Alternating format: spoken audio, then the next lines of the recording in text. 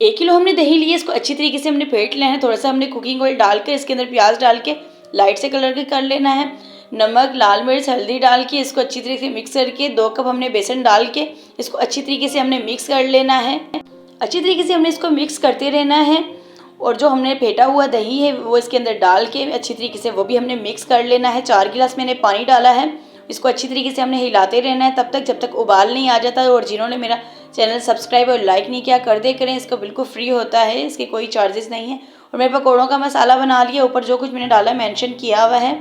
और अच्छी तरीके से हमने मिक्स करना है। हमने पकौड़े जो हैं प्याज वाले बना रहे हैं और मैंने फ्राई पैन में कुकिंग ऑयल डाल के इसको हमने उल्टाते पुल्टाते पकौड़े हमने रेडी कर लिए हैं। कढ़ी हमारी रेडी हो चुकी थी। जब गाढ़ी हो गई तो मैंने बंद कर दिया चूल्हा।